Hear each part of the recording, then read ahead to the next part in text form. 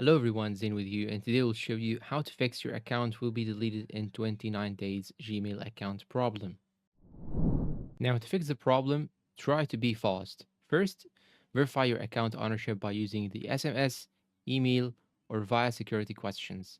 Consistency is key, so use familiar devices and networks. After that, recover your account, and this can be done by logging in and update security settings, confirm recent activity, submit a recovery form with evidence if flagged, and include purchase receipts or IP logs. Now, if all this fails, appeal to Google support. Use the account recovery page, explain why deletion is a mistake, and provide clear, compelling evidence. And tell them exactly what is the problem and try to be concise as much as you can. An important note, once an account is deleted, your data is gone. And in order to prevent this from happening again and prevent the future risks, try to enable the two factor authentication, log in regularly, and avoid sharing accounts.